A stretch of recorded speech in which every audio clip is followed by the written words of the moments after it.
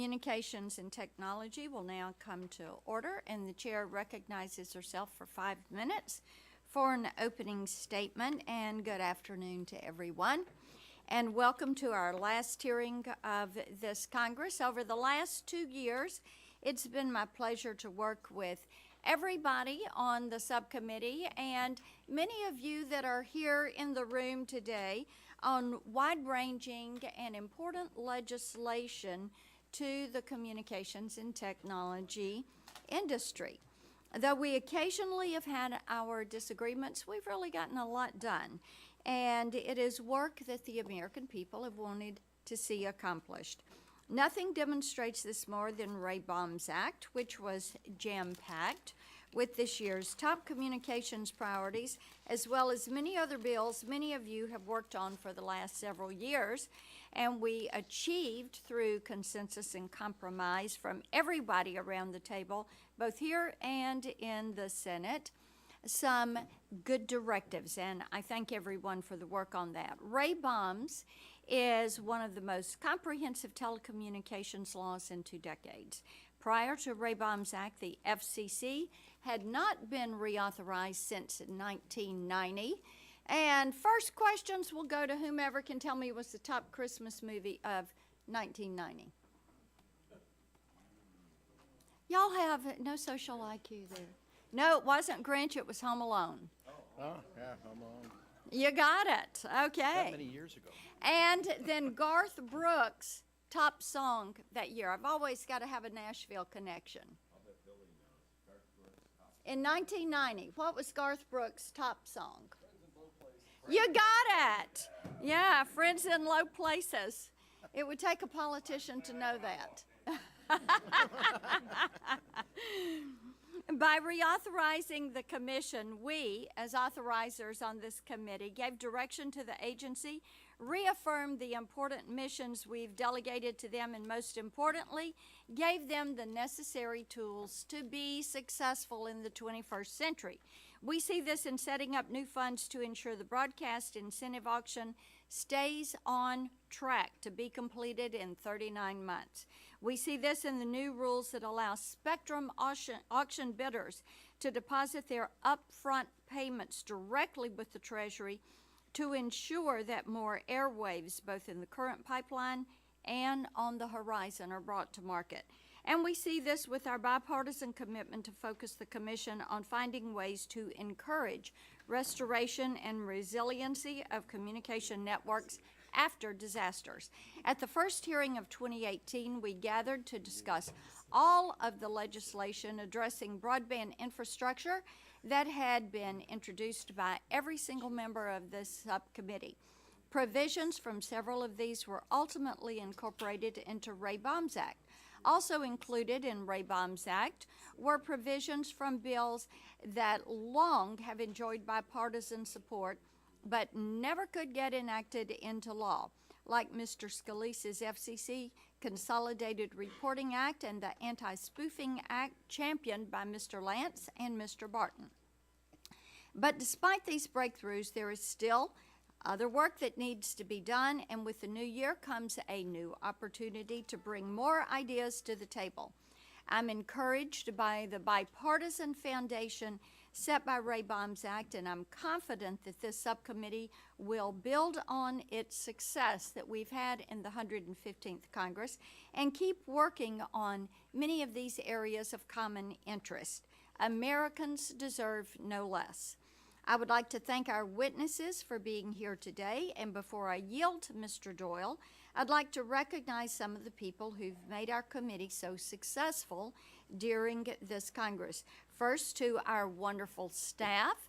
They have stuck together, worked hard, and on both the Democrat and Republican sides, they've worked well.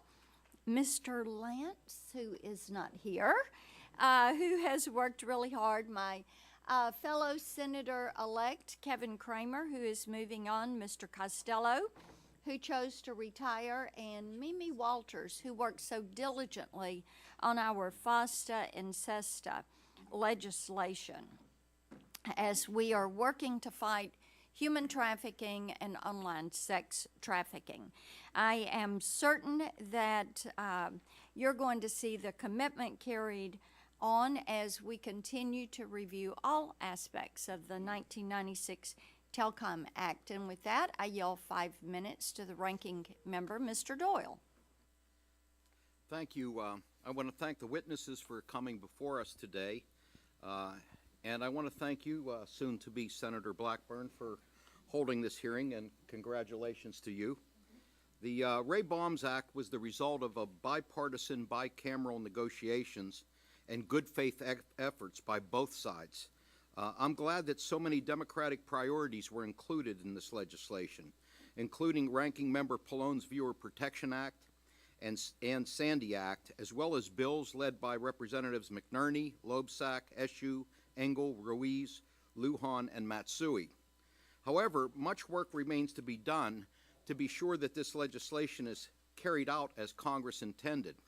For instance, while I'm glad that we were able to come together and ensure that broadcasters would have the resources they need to complete the incentive auction repack, I'm disappointed that the FCC still has not started up the consumer education program that was authorized and funded by this legislation. As Mr. Zachary points out in his testimony, consumers are in desperate need of education about how the repack impacts them. While I understand that broadcasters have an incentive to inform their viewers, Mr. Zachary's testimony shows that consumers often must be guided through the process of rescanning their local stations. These are problems viewers are facing now, and the FCC needs to get into gear. BAUM'S Act was also consolidated a number of reports at the FCC into the Consolidated Communications Marketplace Report, and the Commission is planning to vote on this report at their open meeting tomorrow.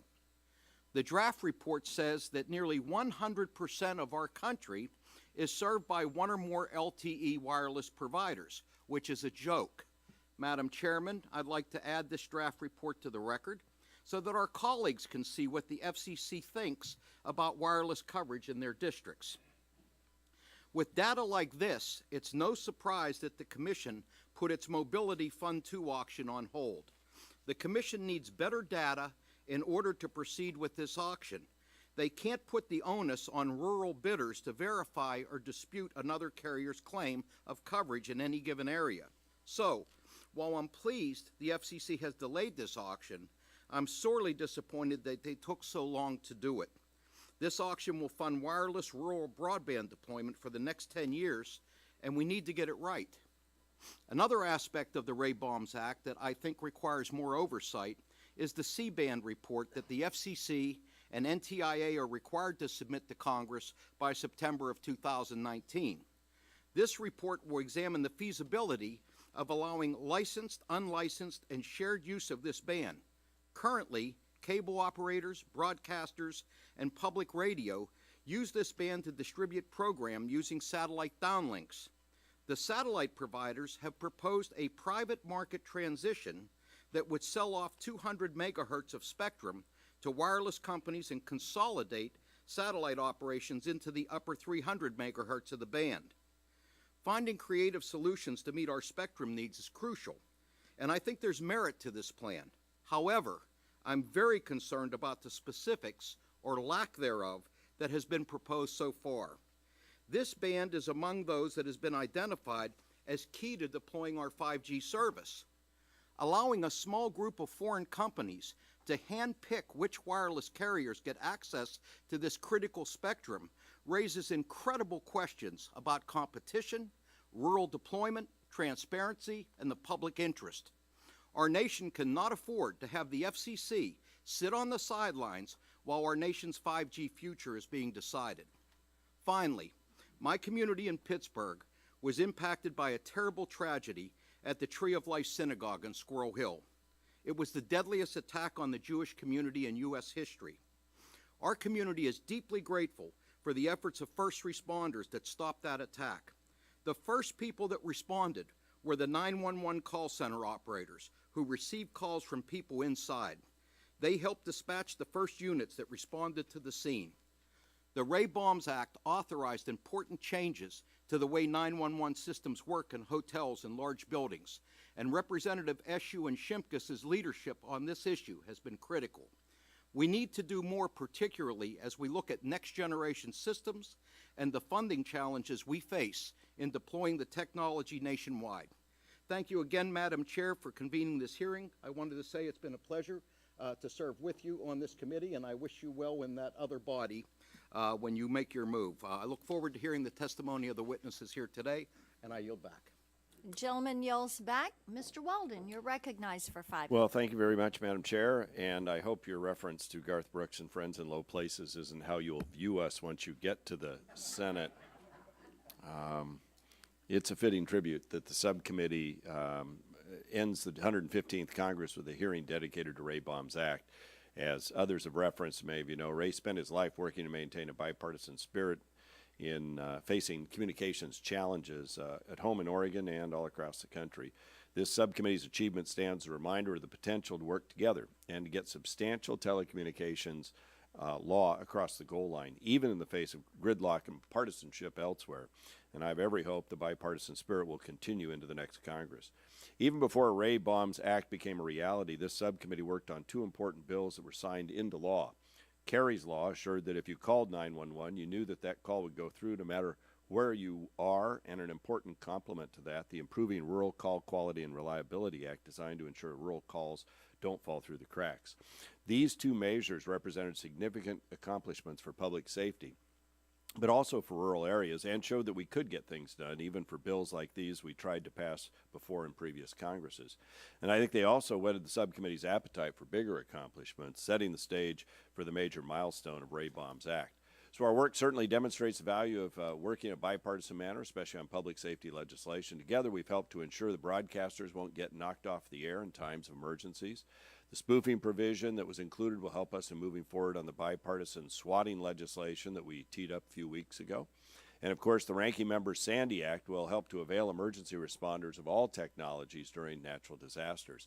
Now, under BAUM'S Act, the broadcast stations that did not participate in the incentive auction and were assigned to new channels have an additional $1 billion for reimbursement of expenses to make that move. When it became apparent the original $1.75 billion that was allocated for these reimbursements wasn't going to be enough, we worked in a bipartisan way to ensure that we kept our word and that these broadcasters would remain on the air. Also important was the inclusion of low-power TV and translators, which now have funds available for their reimbursement. These stations bring the benefit of broadcasting to rural and hard-to-reach places in my district and countless others. And I'm looking forward to hearing the testimony from the witnesses on how the repack effort is going. As you know, we also made money available for FM antennas as well, which I don't think anybody had really contemplated needing prior to that. While I think we can all agree BAUM'S Act provides a solid foundation of accomplishment that we can build on the next Congress, we also must remember to remain vigilant to challenges to the jurisdiction of the committee. The subcommittee has shown its ability to come together when the jurisdiction of this committee is at stake, whether it be threats to our communications networks or consequences of safe harbors that now shape the Internet differently than they did in its infancy. So I look forward to working with my colleagues going forward into the next Congress. Now, there's still work to be done, and there are still obstacles that remain, but I'm optimistic we can get things done. Lastly, my colleagues and I, we'd like to thank Subcommittee Chairman Marcia Blackburn and Vice Chairman Leonard Lance, as today is our last hearing with them at the helm. And I want to extend my sincerest congratulations to you, Senator-elect, as you'll be representing all of the people of Tennessee in the United States Senate. And I think we all want Mr. Lance to know how much we valued his thoughtful, effective, and his very civil public service. And so we thank both of you for your service and your leadership on this committee and wish you Godspeed in your next journey. Thank you, and I yield back. The gentleman yields back. Mr. Pallone, you're recognized for 5 minutes. Thank you, Madam Chair. And I also want to congratulate the Senator-elect on her success and victory. And we often worked on legislation together, and hopefully when you go over to the Senate, you'll be continuing to work on telecommunications and Internet issues. So we'll continue to work together on a bicameral basis now as well. The BAUM'S Act is a fitting tribute to the late staff director of this committee, a man who committed his life until the very end to public service. And Ray brought an unflinching bipartisan approach to legislation. And through our bipartisan efforts, we were able to include a number of members' bills as part of the BAUM'S Act, making important headway on many issues this committee prioritizes. I can't list them all now, there are too many, but I just wanted to mention a few sections that actually have been mentioned to some extent already today. And perhaps the most prominent provisions within the BAUM'S Act are those originally stemming from the Viewer Protection Act. Those provisions make sure viewers across the country don't lose access to the over-the-air stations they depend on in the wake of the world's first spectrum incentive auction that the Federal Communications Commission concluded last year. The law dedicated $50 million to educating consumers about the repack to ensure they do not lose service and suffer minimal disruption. I understand the FCC is working on that issue now, and I look forward to hearing about how things are going from our witnesses. The final law also included the Securing Access to Networks in Disasters Act, or the Sandy Act. Superstorm Sandy devastated my district in New Jersey, and we saw firsthand how critical communication networks can be during emergencies. Of course, since then, major hurricanes like Maria and Michael have once again demonstrated the need for continual vigilance and preparation, and so-called 100-year storms and floods are becoming more and more commonplace as a result of climate change. The Sandy Act takes an important step towards fixing long-standing problems by elevating the critical role that life-saving communication systems play during emergencies, whether it be wireline and mobile telephone, the internet, radio, broadcast TV, cable, or satellite services. This elevation will help ensure these services can be restored faster.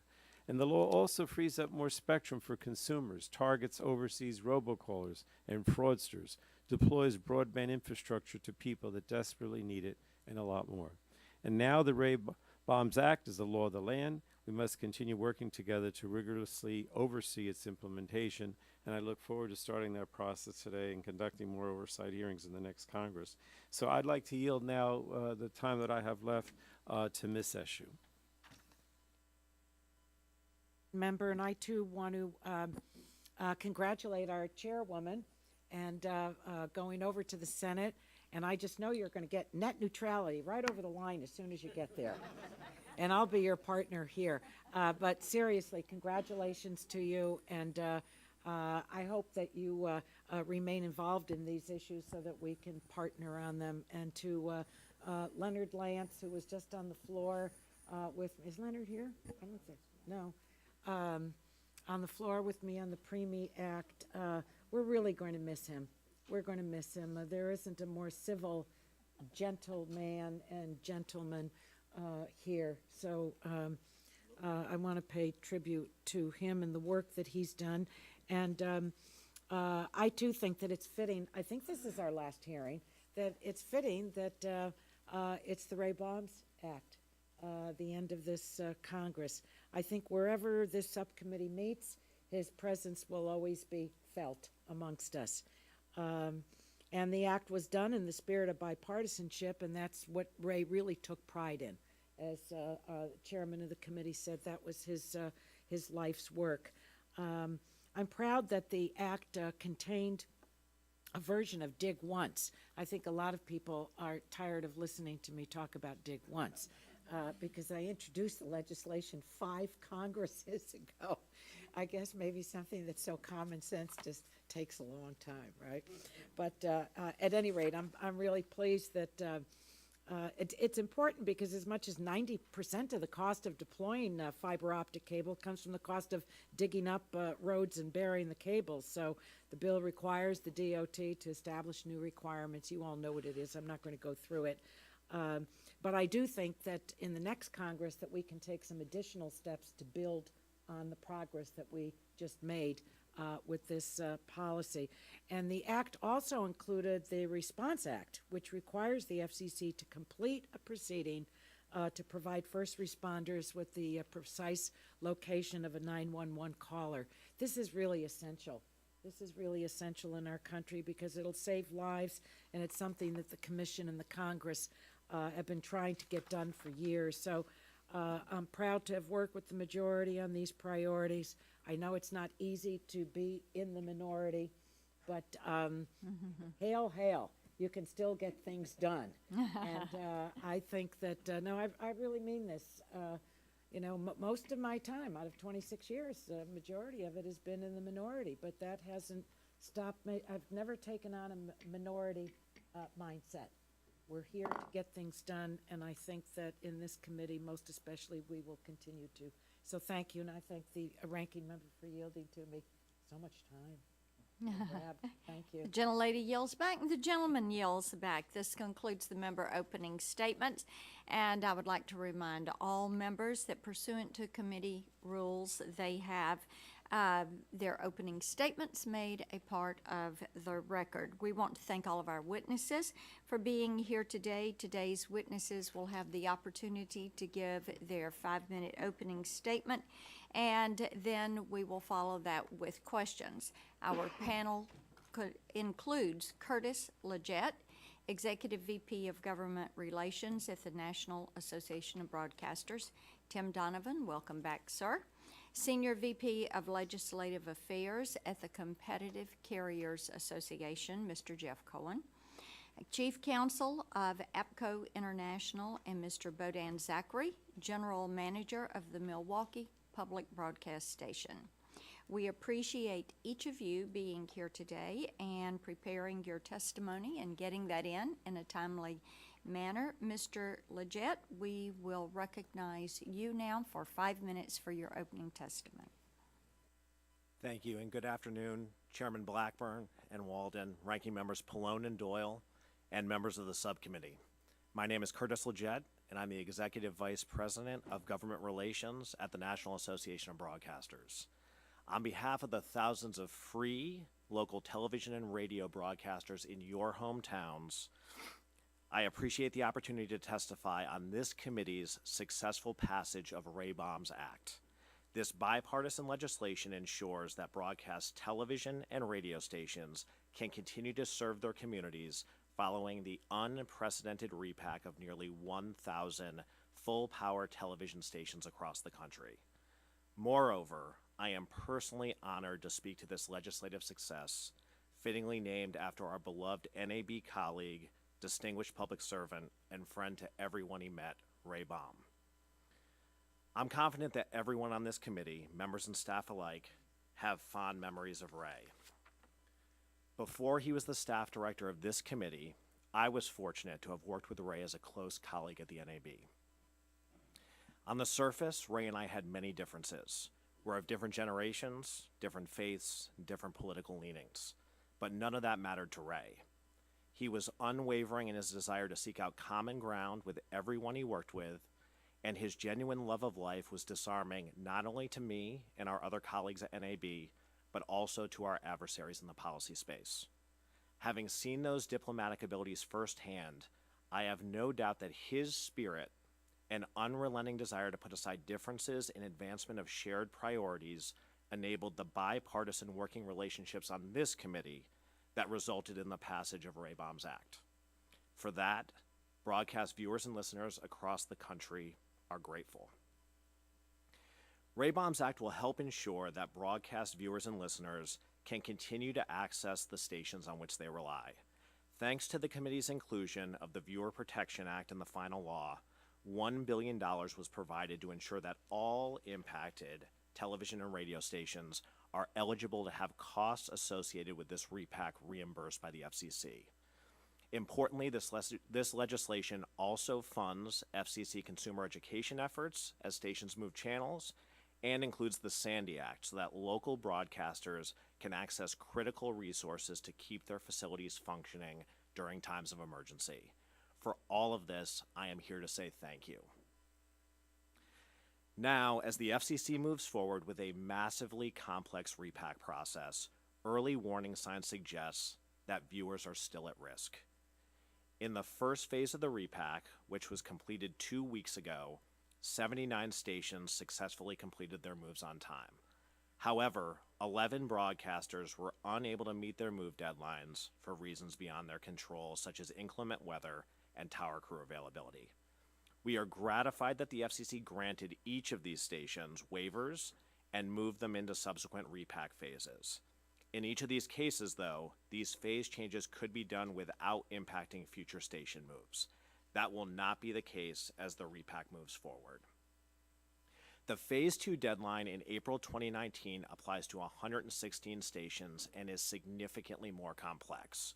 While broadcasters will do everything possible to meet their deadlines, this committee should ensure that the FCC applies a fair waiver standard that will not force a single station to go off the air or reduce coverage due to circumstances outside their control, as Congress intended.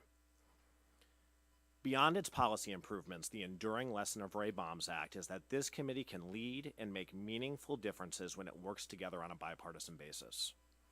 In that spirit, there are two significant issues worthy of your ongoing consideration entering the next Congress. First, this committee should ensure that existing users of C-band spectrum are fully protected and reimbursed should a portion of the spectrum be reallocated for mobile broadband use. Second, this committee should allow the expiring provisions of Stellar to finally sunset as Congress has long intended. This distance signal license is a subsidy for what are now two of the largest pay TV providers in the country and incentivizes the satellite carriage of out-of-market rather than local broadcast stations. This practice runs contrary to Congress's long-stated broadcast policy preference that viewers are best served by their local stations, and it is no longer justified. In conclusion, I would like to thank you again for allowing me to speak about the bipartisan success of Rayburn Act. As Ray would always say, thanks for coming out today. I look forward to answering your questions. Gentleman yells back. Mr. Donovan, you're recognized for 5 minutes. Chairman Blackburn, Ranking Member Doyle, Chairman Walden, and members of the subcommittee, thank you for the opportunity to testify about how policies enacted in Rayburn Act are addressing the digital divide. CCA is the nation's leading association of competitive wireless providers, composed of nearly 100 carrier members ranging from small rural providers serving fewer than 5,000 customers to regional and nationwide providers serving millions, as well as vendors and suppliers that provide products and services throughout the mobile communications ecosystem. Policies enacted in Rayburn Act will help these carriers preserve and expand broadband service in rural America, while memorializing a good man whose presence and dedication to public service, particularly to help those in rural America, touched us all. CCA applauds this committee's work to pass the act, a significant bipartisan accomplishment that impacts a broad range of policy issue areas. While 5G buzz grabs the headlines, rural America is at a crossroads. Decisions made by policymakers today can either launch new innovation, economic growth, and education and public safety benefits in rural America, or broaden the digital divide, leaving rural consumers behind. Fortunately, issues addressed in the Act move us forward on several key areas. First, spectrum. The lifeblood of wireless carriers is a finite resource only available from the government. All carriers need access to spectrum at low, mid, and high bands to keep up with exploding demand for wireless services. This law contains provisions that operationally allowed the FCC to resume holding spectrum auctions, including the current and planned millimeter wave band auctions. It also directs the FCC to study incentives to put fallow spectrum to use to serve rural areas, and directs the government to identify additional spectrum that can be repurposed for mobile broadband use. Of particular focus for rural America, it provided an additional $1 billion to reimburse broadcasters as the incentive auction process moves forward, so that wireless carriers that bid over $19 billion to gain access to critical low-band spectrum can put that spectrum to use to serve consumers as soon as possible and no later than the congressionally mandated July 2020 deadline. Next, the law also focuses on mapping where broadband services are available. It is impossible to close the digital divide if we do not have a reliable map showing where service is and is not available. The law provided resources for NTIA to coordinate mapping, while separately directing the FCC to review mobile broadband coverage data for the purposes of distributing limited universal service fund support. This effort is particularly timely. Just last week, as the Mobility Fund Phase 2 challenge window came to a close, the FCC launched an investigation into the underlying data after a preliminary review of over 20 million speed tests triggered increased concerns that the initial map is fatally flawed. Congressional oversight and engagement with the FCC is necessary to make sure a real-world map is in place before the FCC distributes nearly $5 billion in support. Funding decisions for Mobility Fund Phase 2 will determine which areas receive support for the next decade. Finally, the law takes important steps forward to support infrastructure deployment. From resiliency to permitting and accessing federal lands, these policies provide carriers with increased certainty as they seek to deploy wireless services from coast to coast. As the law continues to be implemented, CCA and our members are at the forefront of closing the digital divide and to lead the world in next-generation wireless services. As this committee well knows, there is more work to be done. We welcome the opportunity in the next Congress to continue to work with you, not only to implement Rayburn Act, but also to build on these steps with additional bipartisan legislative efforts to enhance access to spectrum, base policy decisions on reliable data, and deploy the wireless infrastructure necessary for rural America to take part in a connected mobile future. Thank you for your leadership and congratulations on enacting this bipartisan bill into law. In addition to reauthorizing the FCC and updating several agency processes, it includes over a dozen important legislative proposals to close the digital divide. To borrow a phrase from Senator King, when it comes to closing the digital divide, there may not be a silver bullet, but there is silver buckshot, and we want to continue to pursue all of these opportunities. We support these efforts as steps towards the overall goal of connecting Americans where they live, work, and play. I appreciate the opportunity to testify before the subcommittee today, and I welcome any questions you may have. Gentleman yields back. Mr. Cohen. Chairman Blackburn and Ranking Member Doyle, thank you for the opportunity to appear before you today on behalf of APCO International. APCO is the nation's oldest and largest nonprofit organization of public safety communications professionals. It's an honor to be here, having previously worked with this subcommittee on detail from the FCC. This included the opportunity of having worked with Ray Baum, who was a kind and consummate professional that I enjoyed knowing. 911 is the most critical of the nation's critical infrastructure, largely due to the life-saving work performed by 911 professionals. They work long hours, often saving lives or improving the safety of the scene in advance of responding police, fire, and EMS units. For example, 911 professionals instruct callers through first aid, which can mean coaching a hysterical caller through CPR on a family member. They deserve recognition and respect for their life-saving work. But unfortunately, the federal government, through a classification system managed by the Office of Management and Budget, labels them as office and administrative support occupations. This must be corrected. In this regard, I'd like to take a brief moment to thank Representative Shimkus and Representative Eshoo for joining with Senators Burr and Klobuchar to send a bipartisan letter to the Office of Management and Budget, urging OMB to revise the standard occupational classification to accurately represent the life-saving nature of the work performed by 911 professionals. I applaud the subcommittee for its work on BAUM'S Act. The provision on location accuracy for 911 calls, which has its roots in Ms. Eshoo's Response Act, really hit the mark by directing the FCC to consider requiring a dispatchable location, meaning the door to kick down, for 911 calls regardless of the technological platform used. A dispatchable location should be used and delivered with every 911 call. BAUM'S Act also increased communications resiliency, for example, by calling for a study on the potential use of Wi-Fi to contact 911 when mobile service is unavailable. APCO has expressed support for exploring Wi-Fi-based methods for contacting 911, while noting it will be important to address any cybersecurity implications, methods of routing to the appropriate 911 Emergency Communications Center, or ECC, and accurate location and callback capabilities. As to the spectrum-related provision of BAUM'S Act, we appreciate the interest in finding additional spectrum for both unlicensed and licensed communications. When it comes to introducing new operations into bands used by public safety to protect and save lives, notably 4.9 gigahertz and 6 gigahertz, APCO has urged caution. Our community is extremely wary of new spectrum use in bands used by public safety, given the long, difficult history of interference to mission-critical communications. We have expressed openness to modern spectrum sharing techniques, provided that any sharing mechanism is proven in advance to protect public safety communications. I'd next like to turn to some suggestions for how we can make further improvements in emergency communications. We need a confidential contact database for carriers and ECCs to use in the event of outages or other issues that could impact 911. The original Sandy Act would have directed the FCC to create such a database, but unfortunately this provision did not become law. When an outage could prevent 911 calls, the ECC needs to know how to contact the carrier to gather information that will assist with mitigating the outage's impact.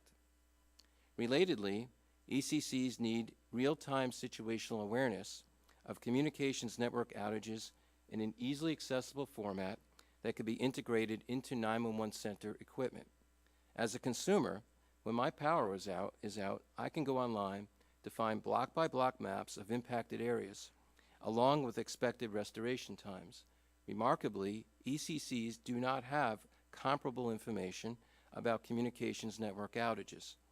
With effective situational awareness, ECCs will be able to take proactive measures, such as staging responders or advising the public of alternate means to seek emergency assistance.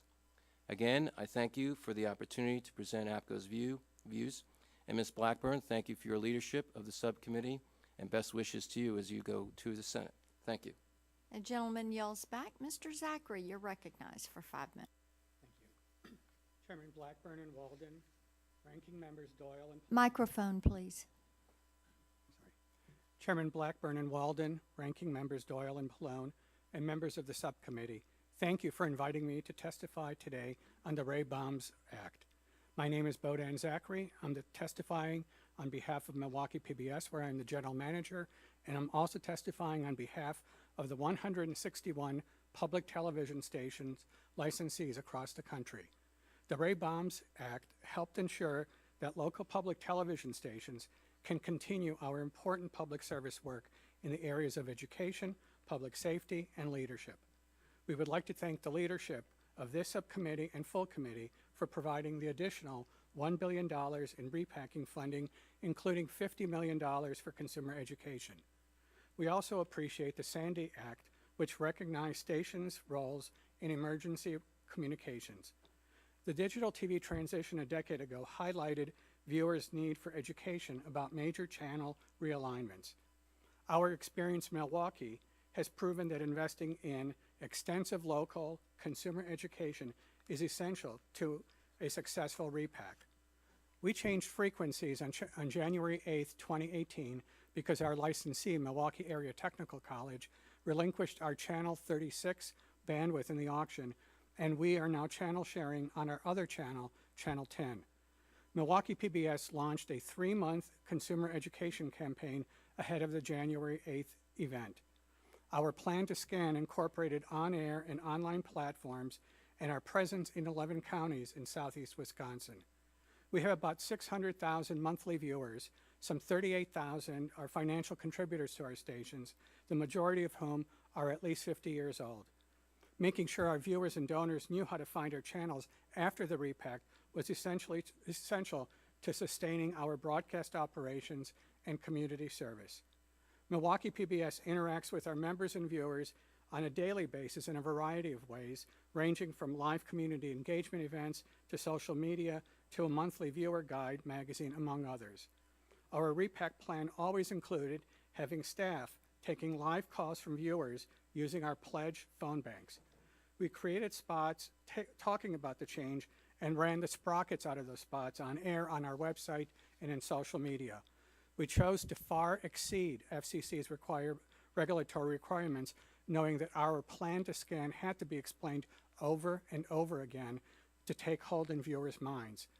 In late fall, I was contacted by the local CBS and Sinclair stations, which would begin channel sharing the same day as Milwaukee PBS. We issued a joint release about that. But on the day of the change, the 2 commercial stations had little or no capacity to take live viewer calls, so they started directing their callers to our phone lines. Our phone bank was open for 13 hours on January 8th. The response was so overwhelming that we added another half day on the 9th. Between the phone bank and other calls handled by viewer services, we received more than 800 calls over those 2 days, with some calls lasting as long as 1 hour. Some of the calls were very technical, and station staff had to help viewers identify which brand television and remote they had and how they received our signal in order to help them rescan. We had a new wave of callers in May from snowbirds returning home to Milwaukee who had been out of state when our education campaign began. We were fortunate to be able to invest part of our auction proceeds in our consumer education plan. However, the 149 public television stations that are being involuntarily repacked do not have those same resources, yet they have the same urgent need to educate viewers. Public televisions can and should play a critical role in coordinating the consumer education efforts for their entire markets, both public and commercials, just like we did at Milwaukee PBS. Of the $50 million in consumer education funding, the FCC should dedicate a significant portion to local outreach initiatives coordinated by interested public television stations for their entire market. We really can make a difference. This approach will ensure that every market has a robust, locally focused consumer education campaign that will prepare viewers for complex changes in their markets. The consumer education funding that Congress provided needs to be put to use as soon as possible if it's to have a beneficial impact. The Phase 1 deadline has already passed, and Phase 2 deadline is only 4 months away. Public television stations are working hard to repack successfully. We look forward to working with the committee and the commission to complete this transition efficiently and successfully, just the way public television's dear friend Ray Baum would have wanted it.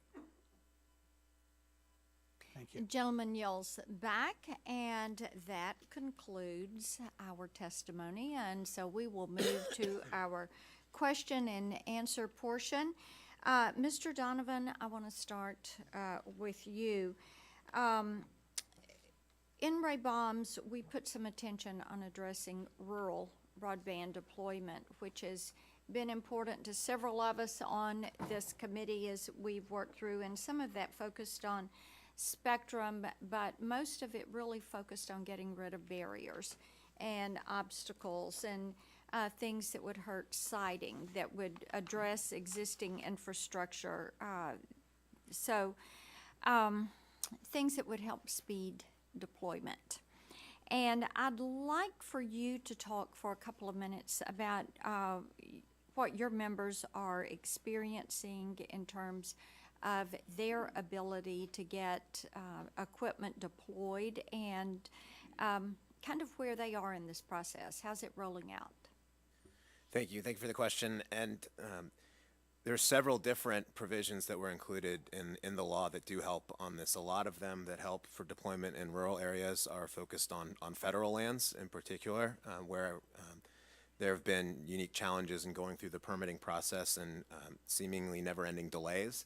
Some of those, we're going to keep watching them as they're implemented. I think that at the top line, the message has gotten across that the agencies should prioritize broadband deployment. There still are some issues with local land managers, forest managers on making sure that that process goes through at that level. Things like making sure we don't get into cycles where applications are deemed incomplete, so shot clocks don't begin. Things like continuing to build on dig once policies, especially along federal right-of-ways that can make a huge difference as we seek to expand service. So we're excited about a lot of the provisions. We're coming up on some of the deadlines that were in there for days after enactment, so we're watching those closely, and we'll be sure to report back on the progress as it moves along. Great. And when we talk about next year and next Congress, what do you see as the biggest challenges that are coming up for your members, and where should that focus be? So our members are very excited about the opportunity to revisit a broader infrastructure package with a specific focus on broadband. We want to make sure that it's an all of the above approach where streamlining helps, tax incentive helps, but we also need real funding to be able to get to the very hard to reach areas. I think as I talked about in my opening statement, though, we need to make sure before we move forward with some of these efforts that we update our data. Right now, to quote Commissioner Rosenworcel at an event she was speaking on mapping earlier today, it's a mess, and we really do need to fix that so that we can figure out where we do need to take steps to streamline deployment. Well, and let's stay with that because, you know, we have talked about that not only from the FCC but the NTIA, and the Farm Bill is going to make certain that RUS is consulting, I guess would be the proper word, with these two entities. But when we talk about these maps and getting them cleaned up, talk about it in relationship to your members and the decision process they go through based on what is there with this map mess that we're trying to address. Sure. So with the steps, That's what it is. the positive steps that we've made is now there is starting to be some standardization across these maps. Carriers will report back data in what they're asked for, and the more precise you are, the more precise they can be.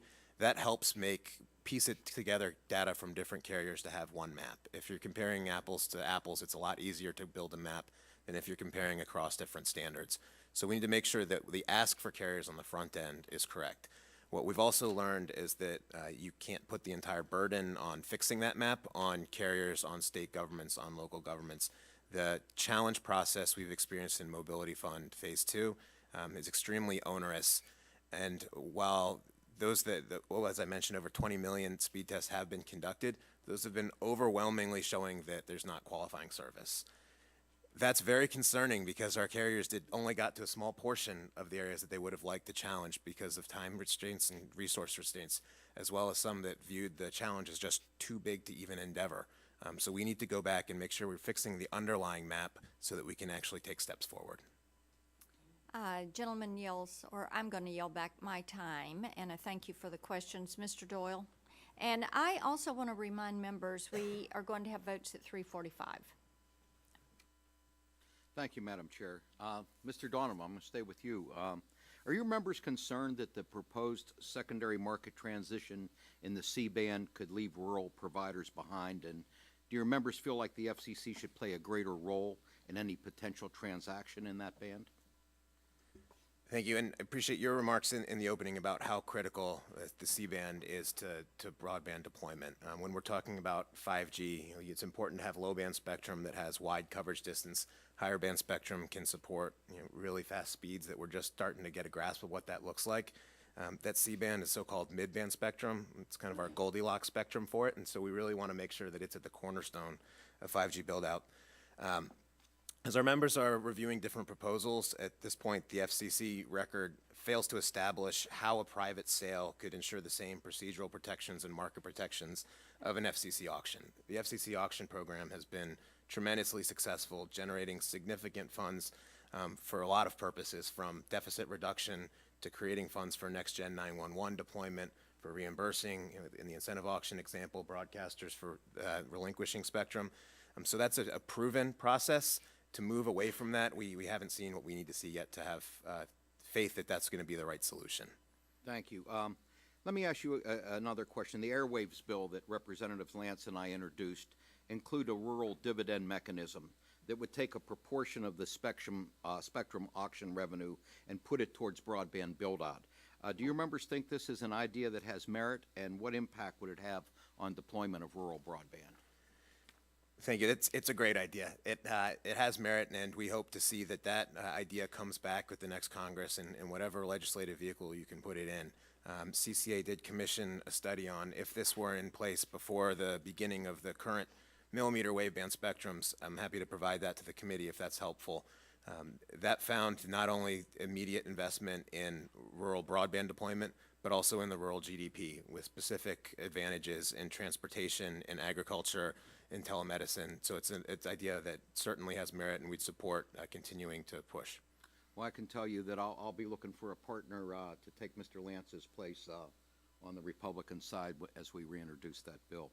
Mr. Cohen, let me ask you, in your testimony, you discussed the need for federal investment to deploy next-generation 911 technology. I've seen estimates that this upgrade could cost upwards of $10 billion. Without investment by the federal government, how long would it take to deploy NG911 services nationwide? Thank you for the question. If the past is any indicator, we're concerned it may take many years, and in fact, some areas of the country may never transition to NG911 in 10 years or more. It's 2018 now, and most of the 911 networks across the country use technology that's upwards of 50 years old. And even in a few areas of the country where some states or localities have attempted to start implementing pre-NG911 facilities, it's costly, it's proprietary, and it lacks interoperability. So we have a lot of concerns already today, and without a big focus by the federal government, I think, on next generation 911, we really won't get there, and especially not in a uniform fashion. Thank you. My last question, Mr. Zachary, in your testimony, you discussed the challenges that consumers are facing as part of the incentive auction repack. Are you concerned that consumers are already being left behind as this repack has already begun? And what do you think are the consequences of not providing consumers with the information and resources they need to understand and adjust to the changes that are coming? And I would ask Mr. Leggett the same question on how his members feel. We'll start with you. Thank you. I'll begin as a general manager of Milwaukee PBS. I can talk on behalf of what we do, and I think we mirror much of the rest of the country in that we need to provide at no cost, by all means, the services that the public has become accustomed to getting from us. And I think without education, there are going to be a lot of viewers who are going to throw their hands up and not know what to do. What I didn't say in my testimony is we are still getting calls to this very day. Our head of engineering is still talking to people every day who are having problems. We're in a market that is the 8th highest usage of over-the-air digital antennas, and we have people calling saying, I'm losing signal. Sure. Thank you, Congressman, for the question. What I would simply add is that phase one of this massive repack was just recently completed, and 11 stations were unable to meet their repack deadlines. As we move forward here, this repack is only going to become more complex, and our focus is on ensuring that no viewer is going to lose access to their station due to an inability to adhere to this very, very aggressive timeline that the FCC has laid out. Phase one indicated that there are going to be problems due to inclement weather, shortages in tower crews, and as these phases start to bump up against another and impact subsequent station moves, we forecast some real problems. So we look forward to working with this committee to ensure that the FCC implements a fair waiver standard. Gentleman's time has expired. Chairman Walden, you're recognized. Thank you, Chair. I want to continue down this path because obviously when we wrote this legislation back in, 2012, I think, we gave the length of time to do the repack and all of that. And I think we all thought there might have to be some give and take here. And yet you got people that bought the spectrum and are eager and ready to get that investment on the ground. So if as we go forward, you can give us some suggestions about what we should be focused on, I think that would be really helpful. And I think what you're talking about in terms of these exemptions, individual ones, may make some sense, but there's going to be a lot of pressure to get this done too, as you know. And now I think we have the money in place. I want to go to you, Mr. Donovan, because we're starting to see some tangible developments already in my district and state, and I'd like to enter into the record some documents. One is T-Mobile 600 megahertz deployment in Oregon. Another is their 600 megahertz coverage enhancement plan for Oregon, and a list of cities and towns where T-Mobile's deployed 600 megahertz spectrum. This is all really important. I did a roundtable out in my center part of my district in John Day, and just to put this in perspective, on the digital divide piece, and it's not the wireless, but it all plays together eventually. There's a town called Seneca where apparently their broadband had been down, such as it is, had been down for like 6 weeks. The city manager in this tiny little town had to drive 25 miles to get coverage in another town to be able to do her job. We're working on some of those issues. And when we left this town, we needed to gas up at John Day, and we had to pay cash because the online system in John Day was down, so the gas station couldn't take credit cards. So this is like real life stuff out there. And this community had applied for a grant from USDA to help close the digital divide there because there's virtually nobody there. And so this is where I think the government can play a role. They were denied on that grant because their plan didn't have an economic model. Well, guess what? If you got a town of like 80 people or 30 people or whatever out along somewhere else, there is no economic. That's why we put these programs together. And so as we build out the wireless networks and the work that T-Mobile and others are doing, they're just one carrier, obviously, that's going to be important. But we've still got this issue of getting the backhaul and the fiber out and having enough capacity. Literally, they had a big fire through this town a couple of years ago, and they're trying to rebuild some of the homes, and one of the issues is once you're off, and there's no Wi-Fi coming back. There's no connection coming back. They won't put you on the system that does exist. So, I mean, all the work we're doing, and then you find out it's not getting to the ground.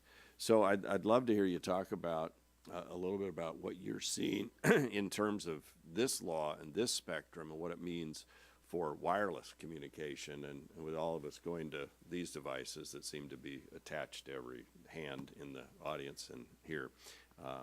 What do you see? Are we going to get there? Well, thank you, Chairman Walden, and I really appreciate your point about the carriers that have showed up and spent money at the auction, especially smaller local-based carriers. They essentially mortgage the farm to go buy the spectrum, and until they can put it into use, can't start monetizing that.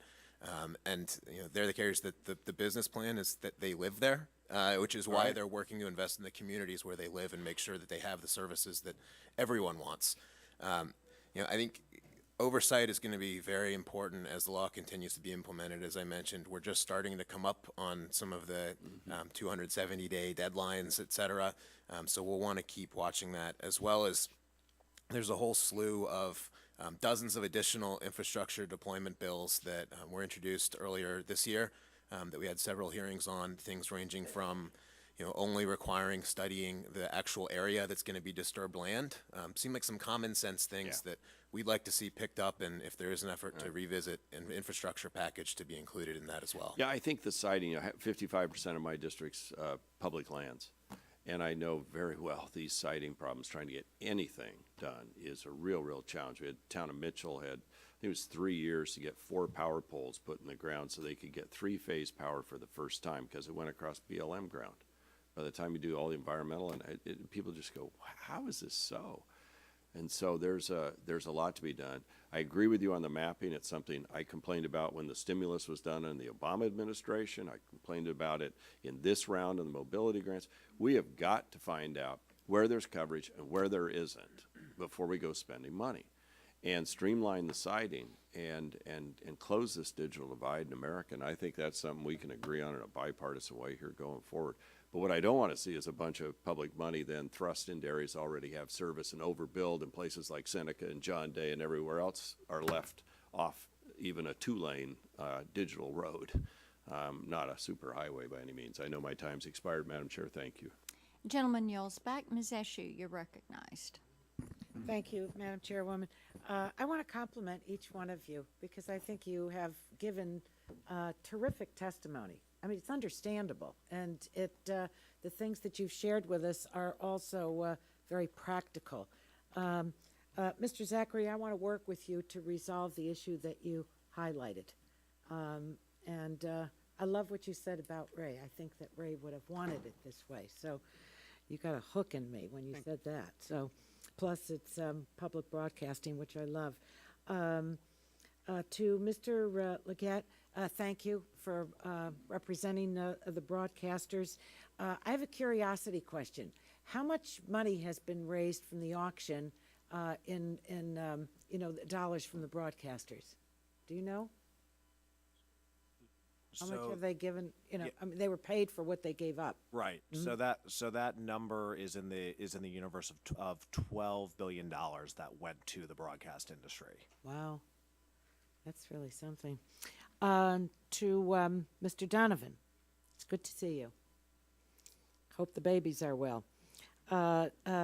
You know that we had these tragic and devastating fires in California, and I think they have highlighted how vulnerable our telecommunications infrastructure is to these natural disasters. Let me ask you, do you think that there are any dig once, I mentioned it in the statement that I made about dig once and building on what we finally got to do. Do you think that there are policies that would help protect this infrastructure from natural disasters like the wildfires we had in California? Well, thank you, Congresswoman and Congressman Eshoo.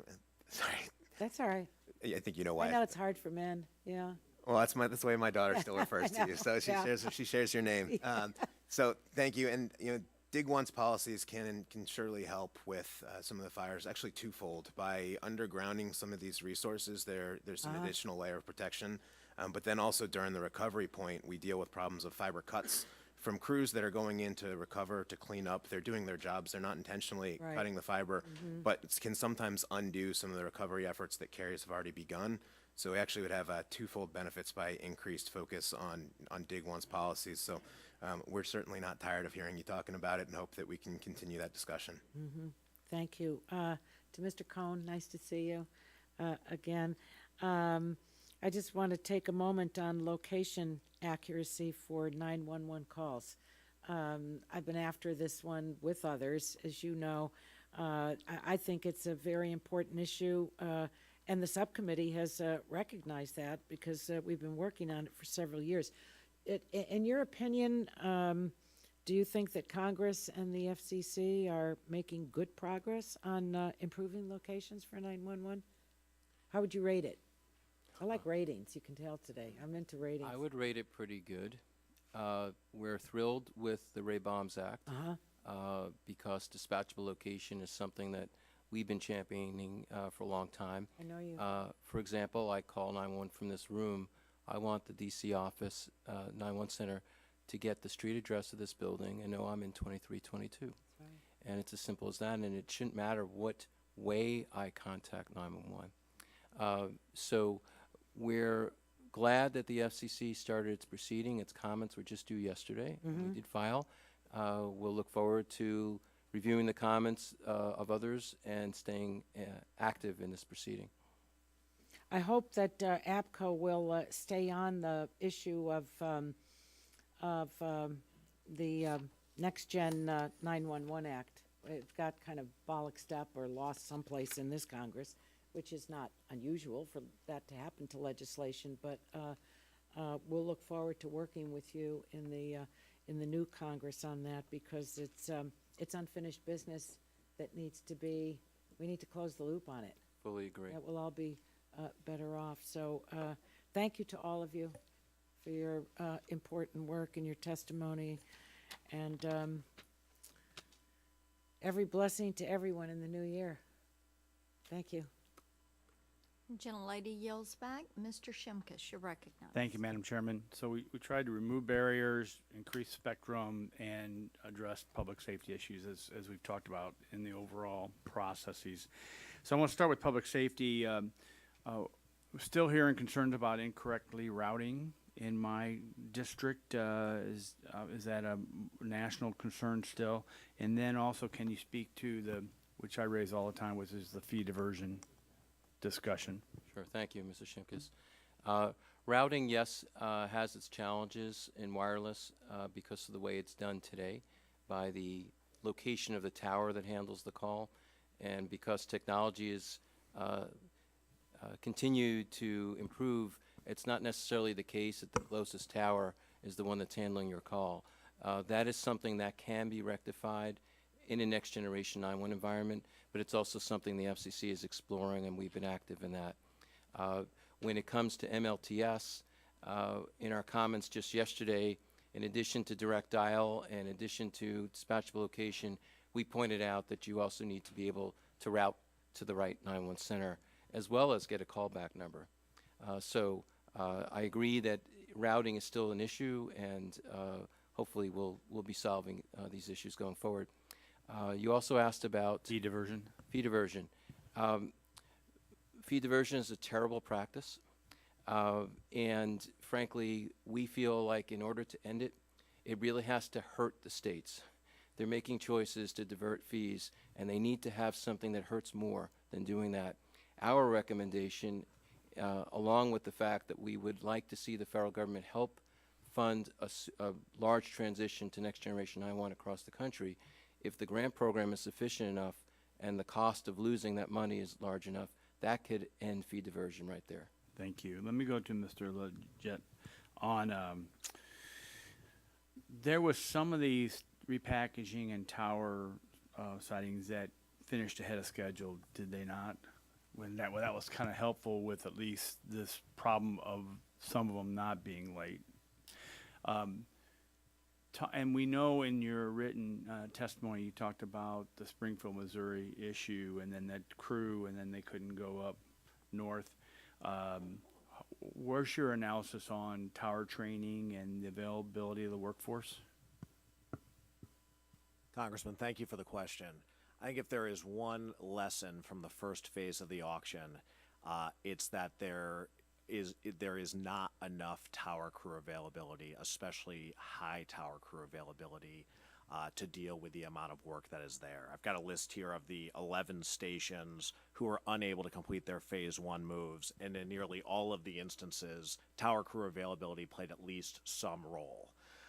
So to say exactly what the right number should be, I think as we move forward to phases of the auction where the vast majority of the remaining broadcasters, another effectively 850 full power stations, are going to be repacked over the next 2 years, layer on top of that those low power stations and translators that have been displaced, that is a lot of work, and we are dealing with a very small number of crews who can get up and operate on a 2,000-foot tower. So the need is very, very real. What the solution is, I think, is more complex. Great, thank you. I want to end on two things. One, I have a rural water cooperative that has partnered with a rural telephone cooperative where they lay the fiber underneath the water pipe as they're going out to places that aren't served. So it's really kind of a dig once, but it's been done locally. I applaud them for it. I think they had to go through the state commission for some approval, but I'm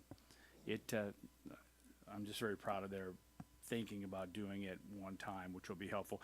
The other thing is, I've always highlighted this mapping, but it didn't really raise itself up to the real problem until I met with some small providers really last week.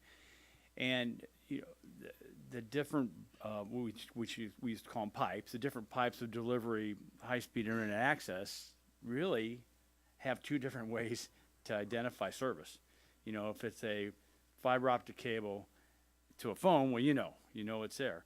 But if it's a cellular signal, it's a circle. And so I'm not sure how we'll ever get good mapping, but I think the point being is we should be able to have an appeal process in some of these grant programs and low interest loan programs that are saying, oh, there's a map that covers this area, there's already competition, when there may not be competition in that area just because it can't be served. So something that was raised to me and made more sense as I've talked to the providers, and something I'm going to follow up on with that. Thank you, Madam Chairman, and I yield back my time.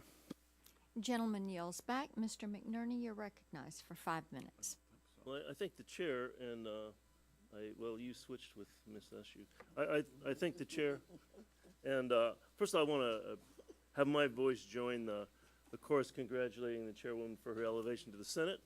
You've been a lady, and despite whether we agree on things, we've spoken respectfully to each other, and I appreciate that.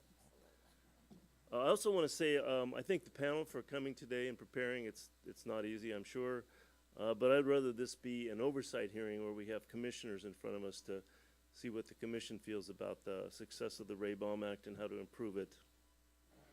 Mr. Donovan, the Rayburn Act includes the Improving Broadband Access for Veterans Act that Mr. Kinzinger and I introduced. This legislation requires the FCC to examine the state of veterans' access to broadband internet service and what can be done to increase access, with a focus on low-income veterans and veterans in rural areas. The FCC must seek comment in the proceeding and subsequent and submit a report to Congress with findings and recommendations by March of 2019.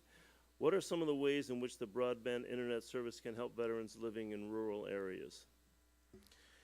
Thank you for the question and for your work on that important provision that was wrapped into the final package. There's so many ways that broadband access can help veterans as they return home, from education, vocational training, to telehealth services, to mental health services, to just outreach and connectivity so that they can still feel part of a unit. We've heard that many times over. So those are all important services, and you don't have access to any of them if you don't have that basic connectivity. So that is so important. One way that I hope the Commission does look at solving it is we had some discussion today about crew availability for broadcast towers. I'd highlight one program called Warriors for Wireless that's specifically focused on training veterans to have the skills to become tower climbers and identifying a need where we have a need for additional crews, and finding a workforce that has really been quite successful in programs like this. Well, thank you. The Commission should be looking at ways to improve broadband access and adoption for veterans rather than impeding veterans' ability to get connected. The current Lifeline proposal pending at the Commission would devastate access and service to 1.3 million veterans across the country who depend on this crucial program, and I urge the Commission to abandon that proposal. Mr. Zachary, recognizing the consumer confusion that has resulted from stations moving as a part of the spectrum repack, which you discussed, Congress directed the FCC to spend $50 million for customer education in the Rayburn House Act. As your testimony demonstrates, that despite outreach efforts, consumers flooded your station with calls. As the repack process proceeds up next year, I'm concerned that consumers in many more cities won't be prepared. Do you know what the FCC is taking, what steps they're taking to educate consumers with funds it received? I'll admit that I do not have knowledge of what they are planning with the $10 million education fund. I do know that in the public television system, we are equipped, because as we were talking to our viewers in our area on a daily basis in any number of means, we can be the ones who can best facilitate getting that message out. And because we do fundraising drives 4 times a year, sometimes more, to raise funds, we're equipped with phone banks. We know how to work it, and that's why we so much would like to be part of this effort. I think we can really make a difference in educating consumers. Well, do you think the FCC can be more transparent in its efforts to educate consumers? I would like them to be. Thank you. Back to Mr. Donovan. The proliferation of the Internet of Things devices is transforming the world around us. By 2020, it's expected there'll be 20 to 50 billion devices connected around the globe, and many of the devices are expected to have very weak security provisions that are susceptible to attack. Would you agree that we should be concerned about the large number of IoT devices today and those coming onto the market? Yes, I would. I was talking with one of our rural carriers last week in Wyoming who's identified a potential 8 million new subscribers for their network, but 5 million of them are cows and 3 million are sheep. So these are going to be very small devices connecting them onto the grid. It is important to make sure that we have the cybersecurity components taken care of before you have that type of escalation of devices contacting the network. I want to finish by saying I introduced the Securing IoT Act to establish cybersecurity standards for IoT devices in this Congress, and we're going to be reintroducing something like that in the next Congress. Thank you. I yield back. Gentleman yields back. Mr. Letta, you're recognized.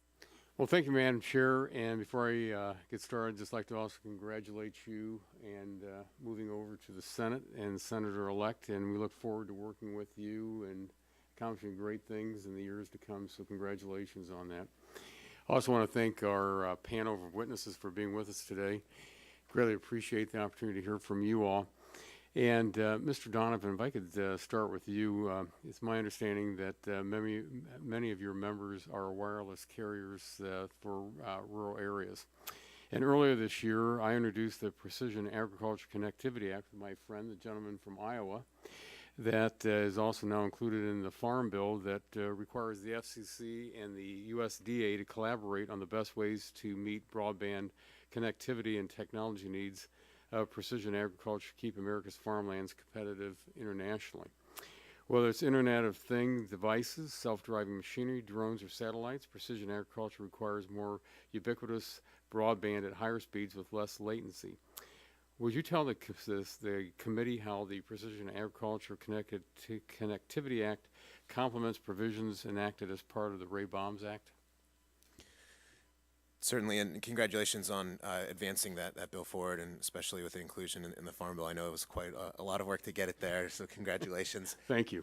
We really appreciate the way that the bill focuses on the need for connectivity, not just where people live or over roads, but over agricultural lands, farmlands, ranch lands. That's something that Secretary Perdue has really focused on. I think using that hand in hand with the provisions of Ray-Baum'S Act, some of the things we've already talked about in terms of streamlining deployment, getting fiber further out, that's going to allow you to then serve the last mile with wireless coverage over farms so that you can have all these precision agriculture technologies that are coming online. We joke with some of our members that we've had autonomous vehicles in rural areas for years. They're just painted John Deere green. So we want to make sure we can continue to have that type of functionality that's letting farmers use fewer resources, have higher yields, and really helping drive the economy forward. Oh, thank you. Let me follow up. Accelerating wireless broadband deployment is a national priority because study after study tells us that wireless broadband deployment drives economic growth, employment, and investment. In the Ray-Baum'S Act, we appropriated an additional $1 billion on top of the existing $1.75 billion to reimburse broadcasters for the costs incurred as a result of the repack and enable a smooth transition and make their spectrum available for innovative new wireless broadband deployments. What more needs to be done to allow for faster wireless broadband deployment in the former broadcast spectrum? Thank you, and I think the whole panel would agree with me in thanking you for the additional $1 billion to make sure that we can continue to stay on track. I think going forward, the two things that can help most are setting expectations and promoting accountability. Expectations for broadcasters, for consumers, so we can do those educational efforts, but expectations that let us that we're now 60% more broadcast stations have been cleared than the FCC had projected we would be at this point. So while we have had some waivers that are necessary, it's clear that they've built some of that into the system. So we want to make sure that we promote the expectation that we will stay on this timeline so people can find creative solutions to keep moving forward. Let me follow up with Mr. Leggett. I believe that no one in this committee wants or intends broadcast viewers to lose service due to the repack. Would you like to comment on the repack? Absolutely, and thank you for the question. Broadcasters are absolutely committed to doing exactly what Mr. Donovan just suggested, which is to move as quickly through this repack process as is possible. We've got every incentive to put this repack behind us and ensure that we are focused on serving viewers across the country. While phase one was largely successful, there are clear warning signs that derived from it, namely what has already been mentioned by several members, which is just the variability caused by tower crew availability as well as inclement weather. KVLY, an NBC affiliate in North Dakota, I think is a very, very good example. It began its work to make its phase one station move more than a year ago. The crew that was expected to begin work on its antenna in September was prevented from starting that work due to a tragic accident in Missouri. It's a 2,000-foot tower, so there's a limited number of crews that can work to do that move. You are talking about equipment that is several tons. You are in North Dakota where you've got major winds, inclement weather. So as you start going further into the fall, you're going to face those types of delays that prevent work on given days. So due to reasons outside of its control, KVLY was not able to complete its move on time. The FCC understood that, granted it a waiver to move into a later auction phase. But as we move forward here, I would just urge this committee to be working closely with the FCC to ensure that any station that faces those types of delays, which will interfere with its ability to reach and serve their viewers, is dealt with in the same fair manner. Thank you. Madam Chair, my time has expired. Gentleman yells back. Mr. Loebsack, you're recognized. Thank you, Madam Chair. Before I ask my questions, I do want to thank you, Madam Chair, for your leadership on this committee. And quite honestly, I'm going to miss you calling me Broadband Loebsack as you go over there. I tell everybody you call me that. I think it's indicative of the bipartisan work that we've done. But I want to keep working with you, even though you'll be in the other body. So thank you so much. There's just been so much talked about today that has to do, obviously, with rural areas such as mine in Iowa. I think we have real opportunities going forward. While we Democrats will be in the majority, I think we can continue to work across the aisle on a lot of issues. Because those of us in rural areas are not just Democrats or just Republicans. There are a few more Republicans, but there are a lot of Democrats as well. So I want to continue to do that work across the aisle, as I've been able to do the last few years, now 4 years I've been on this committee. And I do want to thank my friend and my classmate from 2006, Mr. McNerney, for bringing up the veterans issue. I'm going to get to the tower crew thing in a second here, but I think we have real opportunities to incorporate some of our concerns about our veterans and the skills that they've developed. We had a couple of Marine children who've done multiple deployments, and I visited a lot of our troops overseas, and they acquire, I think, a lot of skills often that they can apply them when they come back home, and we don't utilize them enough in a variety of ways, so that's really important. The first thing I do want to talk about, though, is the Rural Wireless Access Act, and we've been talking about mapping without talking about that specific legislation, obviously, up to this point. And I worked with Mr. Costello on that. Unfortunately, he's leaving the Congress soon, but we worked across the aisle on that. And I think I know the answer, Mr. Donovan, to the question I'm going to ask. The first question I'm going to ask you, is the FCC implementing the Rural Wireless Access Act? Yes or no? No. Thank you. I thought that's what you would say. And with the recent announcement from the FCC, which I have here in my left hand, that they'll be launching an investigation, we've talked about this already today, into whether major carriers violated the Mobility Fund Phase 2 reverse auctions mapping rules and submitted incorrect coverage maps.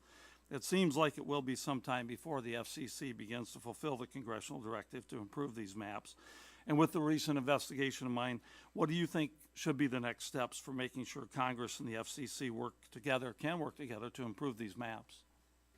Well, thank you, and congratulations again on including the Rural Wireless Access Act into law. I think the investigation is important, and the FCC should continue it.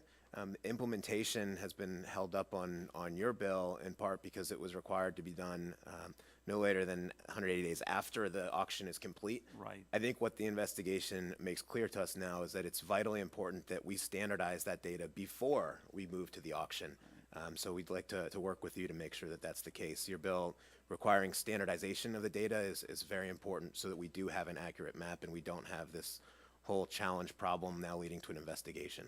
Right, and speaking of maps and coverage and all the rest, Mr. Walden and I, we had a conversation prior to the election about something I had to call him about, and he reminds me that his district is bigger than my state, and we had to go back and forth a number of times, and we had dropped calls once we got a hold of each other. So I'd like to see what those maps show about his part of Oregon and my part of Iowa. I think they'd be pretty inaccurate. Mr. Leggett, I'd like to direct my next question to you.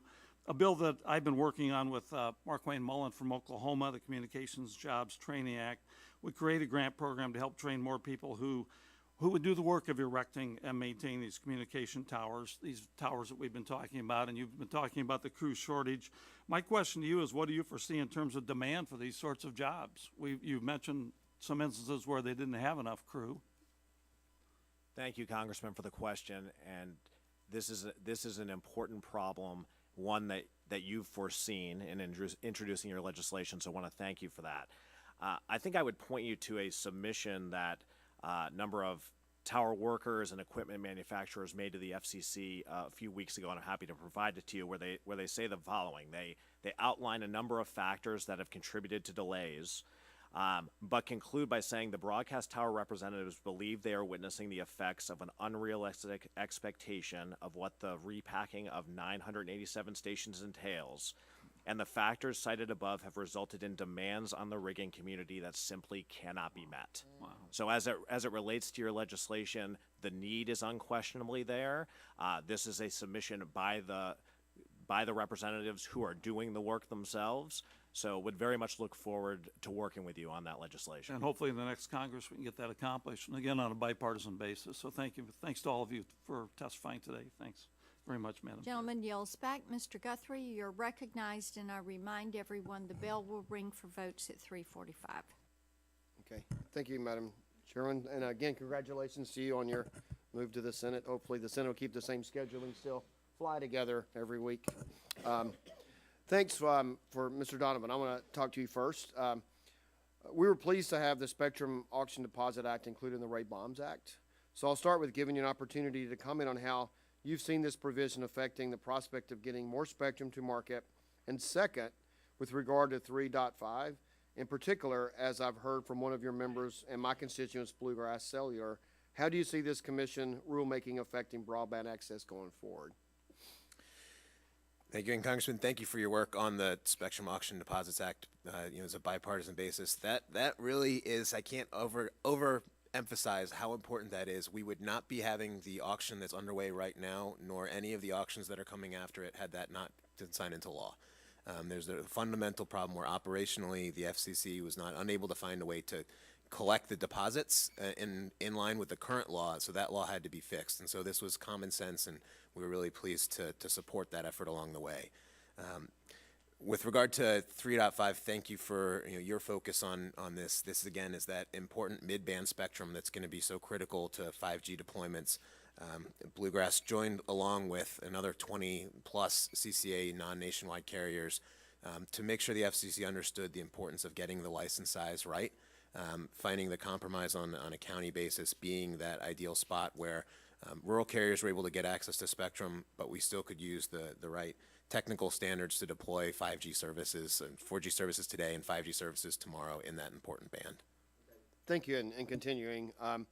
Ms. Metsu and I introduced a bill earlier this year, the Spectrum Now Act, that would provide access to SRF resources for federal agencies to carry out R&D related to feasibility studies.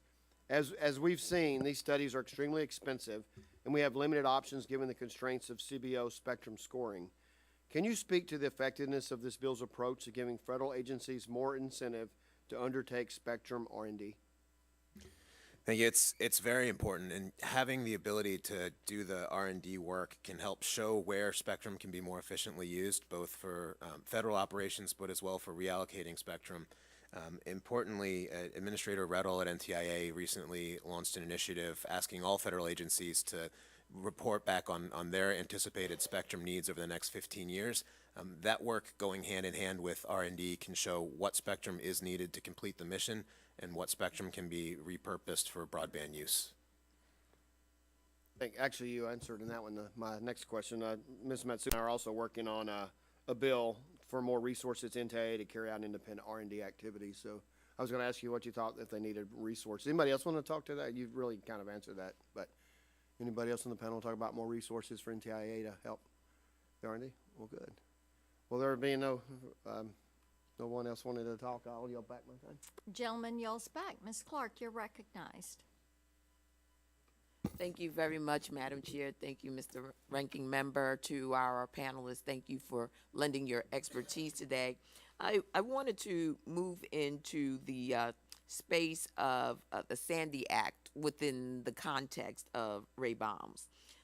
How would you, and I'll start with Mr. Cohen, how have public safety communications fared during recent disasters like Hurricane Michael or the wildfires in California? Have things improved, or is there more that we should be doing? Thank you for the question. I have more information about Hurricane Michael, not so much yet from the wildfires. Those kind of disasters are so severe that they can knock out communications, period. And one thing I know is that from the 911 side particularly, 911 professionals man their stations, and they're dedicated, and that is also when their own homes or families are affected by the same emergency. They also are very creative, and they'll lose service, they'll lose connectivity. I do know of a few examples, like where Firstnet came in and helped restore connectivity between a police station and the state EOC, Emergency Operations Center.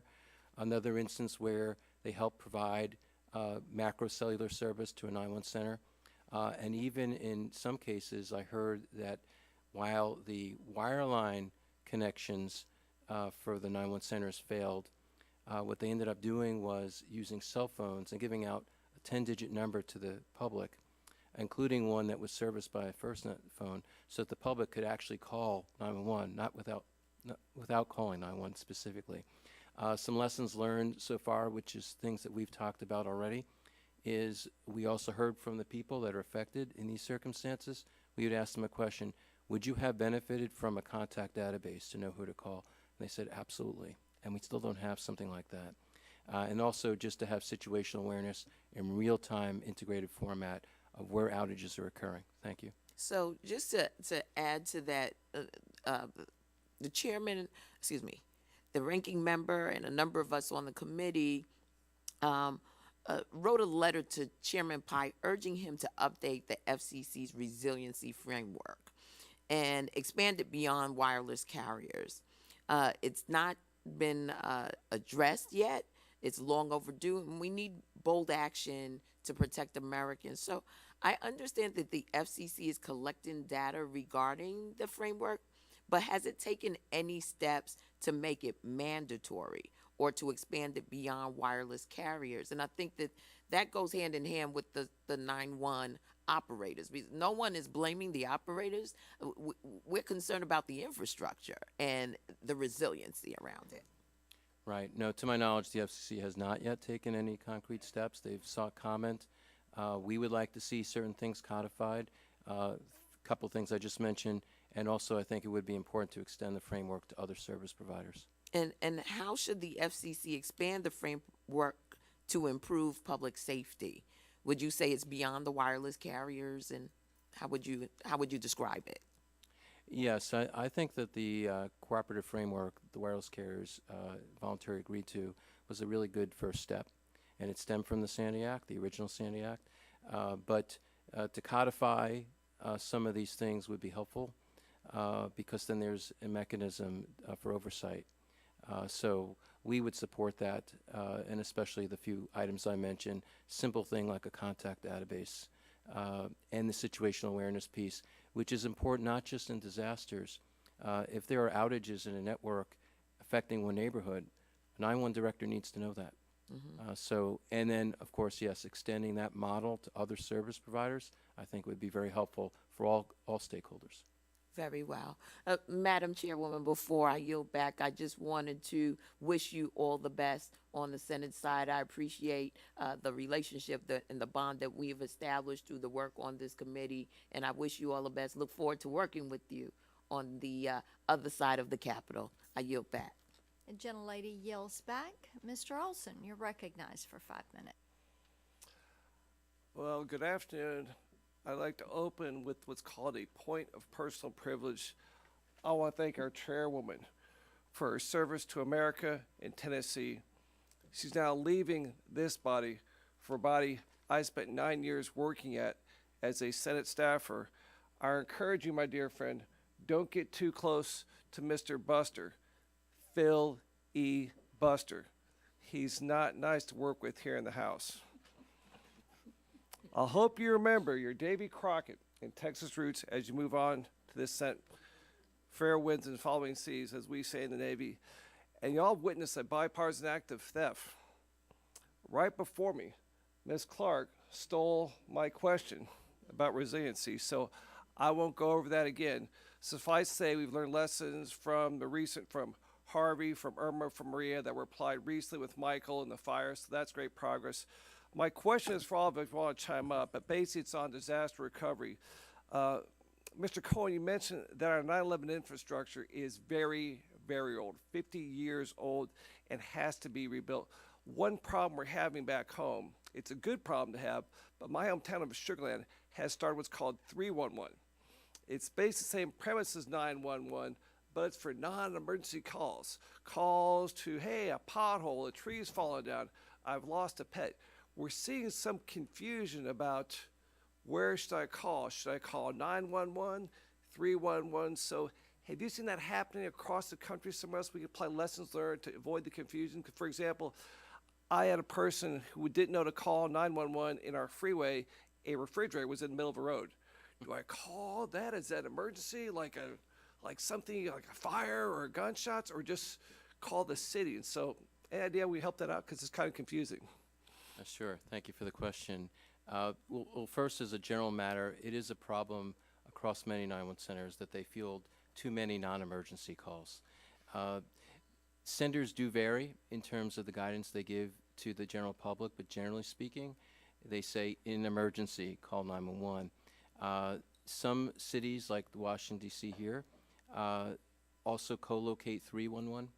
And in those instances, it's good because it is hard sometimes for a citizen to decide, apart from the obvious things that we know isn't an emergency.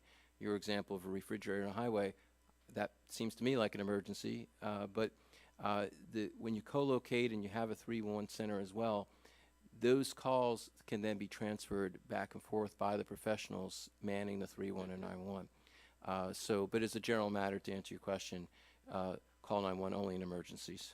That's it.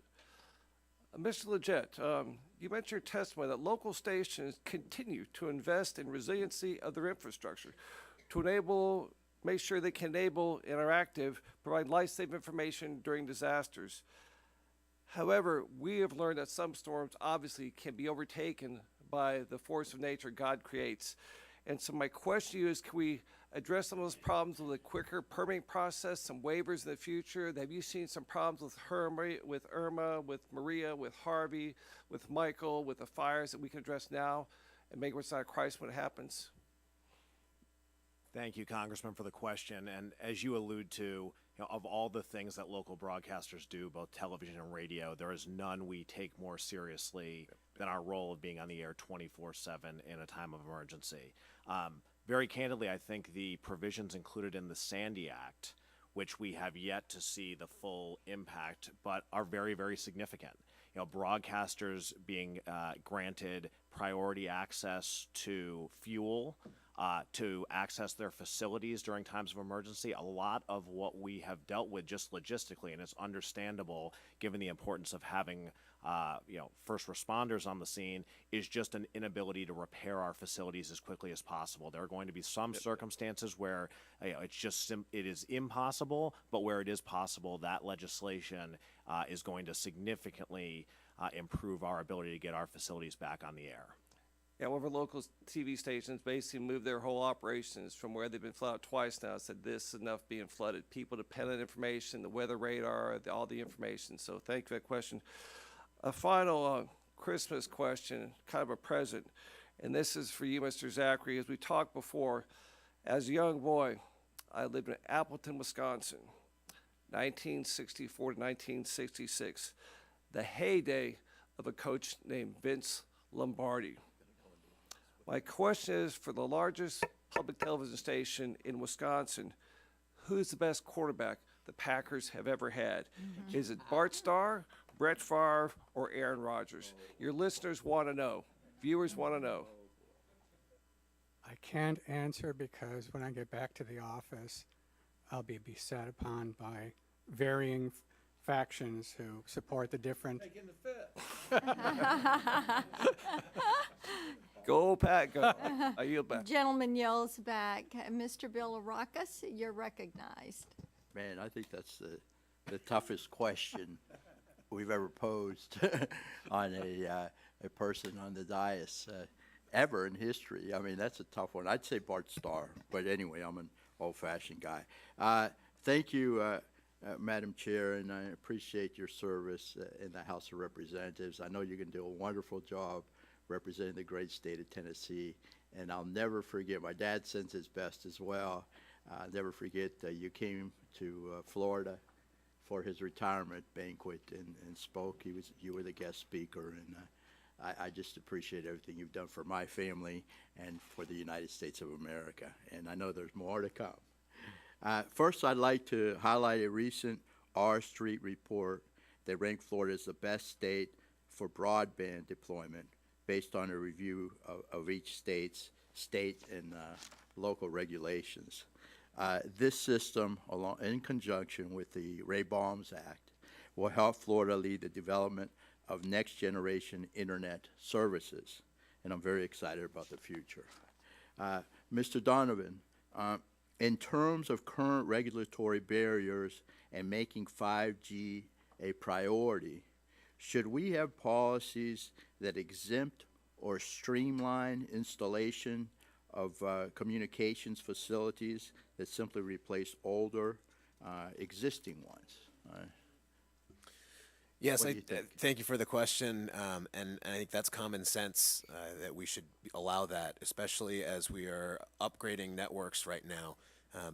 4G built upon 3G networks, 5G is going to build upon 4G. As you're replacing some of the equipment, you shouldn't have to go through a whole entire review process all times over again. If the land has already been disturbed, if you're on top of a roof that's already been studied and you're swapping out an antenna, it doesn't seem to make any sense to have the cost, the expense, and the delays that go along with going through the permitting process again. Very good. That's what I like to hear. Representing an area always under threat by hurricanes and storms, I regularly worry about continuity of emergency communications and systems, as you can imagine. And while we should try to stick to the transition schedule set out for repack, we should not unnecessarily threaten an area's public safety communications if it's within our control. Mr. Leggett, in your testimony, you mentioned that a station was able to be reassigned to a later repack phase after it became clear it would not meet the deadline due to circumstances outside its control. Can you further describe the process that the station and the FCC went through in order to get this that reassignment, and how much notice of the move was given to the station before the Phase 1 deadline? I think that's very important. So if you could answer that, I'd appreciate it. Thank you for the question.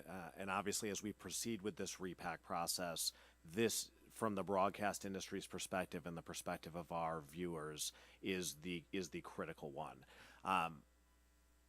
The station's preparations for these moves have been underway for over a year at this point. And so as stations became aware, and there were 11 of them in the first phase that were unable to meet their deadlines, they were working very, very closely with the FCC as well as with the NAB to keep everyone informed of issues that were arising and the potential for an inability to meet the deadline as it got closer. Over the few weeks leading up to the final deadline, formal petitions were filed with the FCC for waivers of those deadlines, and as it relates to Phase 1, all of those were granted and stations were moved to either Phase 2 or Phase 3. I think our real concern as we move forward here is that those waivers were granted, and they were all circumstances where the move to a subsequent phase did not impact another station's ability to move in that phase. That is going to become more and more difficult as we move forward here, but from the industry's perspective, we are looking for an assurance, and the relationship with the FCC has been a constructive one in this, that no station is going to be forced off the air regardless for an inability to comply with a deadline for reasons outside its control, and that communication with the FCC is ongoing. Wow, that's good to hear. I appreciate it very much. And thank you for your service, Madam Chair, on this committee and in the House. I yield back. Gentleman yields back. Mr. Ruiz, you're recognized. Thank you. Today I want to talk about broadband access issues in tribal lands on Indian reservations. Today's hearing is critical because it is an opportunity to do a progress report on the administration's implementation of one of the committee's most important bipartisan achievements, the BAUM'S Act. It's especially important to me because it included my legislation, the Tribal Digital Access Act, which, if implemented properly, will take real concrete steps toward bridging the digital divide in tribal communities while helping neighboring non-tribal communities as well. Under the Tribal Digital Access Act, the FCC is required to have completed an analysis of broadband coverage on tribal lands by the end of March, less than 4 months from now. Yet, to date, my office has yet to have any interaction with the FCC to review the methodology of that ongoing study, nor have we learned of any tribes having been consulted. This is especially concerning given the recent Government Accountability Office report that found the FCC's mapping data is overstating broadband access on tribal lands and that they lack a formal consultation process for tribes to provide their input. Following that report, Ranking Member Pallone and I wrote to the FCC asking how they plan to fix the deficiencies identified by the GAO study, as well as for an update on its effort to comply with my tribal digital access in Ray Baum's. That was more than a month ago, and we have yet to receive any reply, and that is simply unacceptable. And I'm saying this as well in good faith with our ranking member of this committee, who will soon be the chairman of this committee, to take note so that we can take this issue up during the next Congress. It is becoming abundantly clear that this FCC does not respect the treaty and trust responsibilities of the federal government to federally recognize tribes, nor do they view the accurate accounting of broadband service on tribal lands as a priority at all. And I'm not prepared to allow the FCC's inaction on this issue prevent us from making meaningful progress to bring broadband internet to tribal lands and the surrounding communities. And I say all this to make sure that we're on the record so that when we do address this issue in the next Congress, that we have a trail behind us leading up to some important questions that need to be asked. However, for this panel, I'd like to ask Mr. Donovan your perspective on this important issue. Based on your experience working with carriers in both rural and tribal land, to what extent are the barriers to broadband deployment, such as distance or unfavorable market conditions generally, the same barriers to deployment on tribal lands? Thank you for the question, and you're right, they are the same problems magnified by lack of communication in some cases. What we have found with our members that provide service on tribal lands, also in partnership with tribes as well as tribal members that we have, we share your frustration at the lack of reliable data over where coverage exists, because it makes it very challenging to use different grant and subsidy programs to build out that service if we can't identify where it's needed. Going forward, some of the other things in BAUM'S Act that could help with that include provisions on freeing up spectrum in rural areas that would include tribal areas to make sure that spectrum that is licensed for mobile broadband use but is not being used in those areas, that we can try and find some incentives so that carriers and tribes that do want to use that spectrum can put it to use to serve people. What are some of the unique challenges that tribes face? So some of the unique challenges, and we've been pleased at finding some unique solutions, include making sure to respect the historical elements that are in place. So a good example that we have with a member that works with the Navajo Nation was having trouble finding an ideal place to locate the cell tower. And working with the tribe and with the SHPO, we're able to figure out a design that masked the cell tower as a chimney on a pueblo. So it doesn't disturb the appearance of the area, but yet provides the connectivity that they lacked beforehand. And I'm sure some very important cultural relevant sacred sites, burial grounds perhaps. Absolutely. And similarly, do you have any ideas for how the FCC can address these changes in order to fulfill the second requirement under the Tribal Digital Access Act to complete a rulemaking that will address the broadband access disparity in these communities? Do you have any recommendations? You know, as the FCC moves forward with that proceeding, I hope that they do look at in all of the above solutions. We really need to make sure we have all the tools available to make sure that we expand broadband, particularly in difficult, rough terrain and hard to serve areas. Thank you. Gentleman yields back. Mr. Johnson, you're recognized. Thank you, Madam Chairman and Chairwoman. Let me add my congratulations to your election victory, and honored to have served under your leadership here on this subcommittee. And to my colleague, Mr. Doyle, I look forward to working with you in the 116th to advance these issues. So, Mr. Leggett, you know, I understand how important it is to keep the repacking on schedule as much as practically possible. As you probably know, there are almost 50 full-power television stations that broadcast to my constituents in rural Appalachia that are having to move to new channels over the next 18 months. That doesn't count the host of translators, which we need in Appalachia to make sure that the over-the-air television signals get to homes in our very mountainous rural areas. I know that the FCC has granted waivers for 11 stations in the first phase that were not able to meet their move deadlines because of weather issues or because of the shortage of tower crews.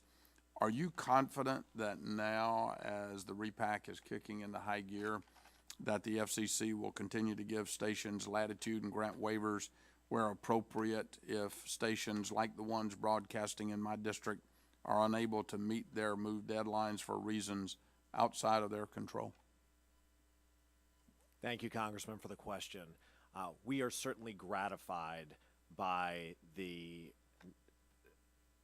approach the FCC has taken to those 11 stations up to this point, and certainly the dialogue between our trade association as well as individual stations that are dealing with moves is an ongoing one, and it's been a very constructive one. But we clearly see that this repack is only going to get more complex as it moves forward, and we do not have assurance as to how every one of those individual stations, the 50 that you just cited, are certainly top of mind, how the FCC is going to approach each of these individual waivers. I would just simply urge you and other members of this committee to remain engaged with the FCC as well to ensure that they are taking an approach to each of those individual stations that ensures that no one is going to be forced off the air for reasons outside its control, and you've got a commitment from the NAB and our industry that we will do everything within our power to complete these moves as quickly as possible. Yeah, an old country saying where I'm from, you can't get blood out of a turnip, you know, and there's only so much you can do when you don't have tower crews and the weather is prohibiting. Something has to give in those cases to make sure that those television stations can continue to broadcast. So I appreciate your answer. Mr. Donovan, as you know, we share an interest in improving the quality of our broadband maps, and that there's a lot of bipartisan concern that what's being produced now in terms of broadband maps is inadequate. That's why I introduced the Mapping Now Act, which was included in Rayburn House Act to require NTIA to resume the national broadband map to accurately identify those areas that lack broadband coverage. In terms of data, in your view, how can we do better? Is the FCC's reliance on Form 477 data so flawed that we need an alternative, and does the work NTIA is doing hold the promise of something better? Thank you for the question. And so I think Mobility Fund is itself an example of why Form 477 data is not adequate for it. The requirements of the Mobility Fund required a unique data collection to start with should have been a better map. It did standardize some factors, but we clearly now know that did not go far enough, and that map is also fatally flawed. I think we need to continue to work towards standardization so that you do have a reliable map that actually looks like the experience that you have in your district and your constituents have. Because I remember when we first met and looked at that map that you couldn't believe your eyes looking at what it showed there was service. Yeah, it's crazy. Well, you know, Rayburn Act included a number of actions to bridge the digital divide, and that's really what we're talking about here. As we look into the next Congress, what challenges do your members still face in terms of ability to move rapidly, deploy and service unserved rural communities, and how might we be more helpful? Sure. Quickly. The quick answer, what do consumers in rural areas want out of 5G? It's the same thing that everyone else does, of low latency, high speed networks that are going to provide all this range of new services. Right now, my constituents would settle for 1G, you know, in many places because they don't have a G.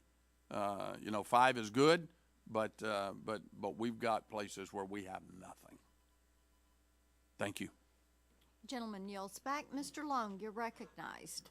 Thank you, Madam Chairwoman, and thank you for your service all these years in Congress and to this committee and to this subcommittee. And we are definitely going to miss you, but you're not going to be far away, thankfully. So good luck over there on the Senate side. Mr. Leggett, you've noted several times that 11 of the stations weren't able to complete their deadline or meet their deadline. 11 out of how many? There were 79 stations successfully moved in phase one, so that phase one universe is 90. Okay. And several times today, people have referenced the tragic loss of life, tower collapse in my district. It was a tower servicing company out of the state of Washington, and we're in Missouri. And it's obvious there's not a lot of these tower moving companies around. I believe it was the owner of that company that tragically was killed that day. He told his men to start down because they knew something was going wrong, and he stayed to see what it was, and the rest of them were able to, although sustained some injuries, get out alive. Can you give us any update on the status of KOZK and if they're going to be able to meet their move deadline now? Absolutely. So KOZK is a public television station, so not an NAB member, but high level, I can tell you that they operated for several months following that tragedy on some interim facilities where they stayed on the air, but did so under reduced coverage and reduced ability to reach their viewers. At very low level. At very low level.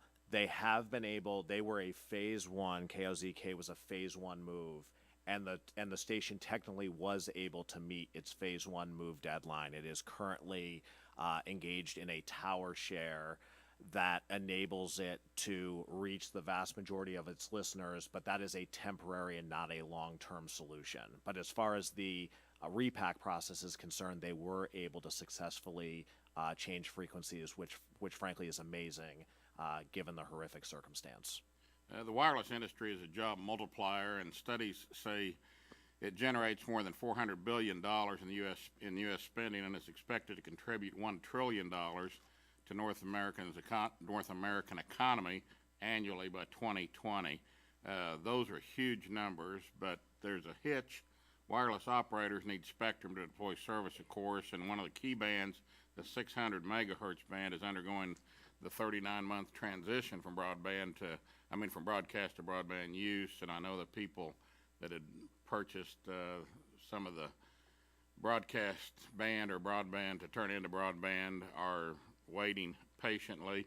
As the chairman of the full committee mentioned earlier, what measures have you taken to ensure the stations clear their old spectrum by the statutory deadline of July 13 of 2020?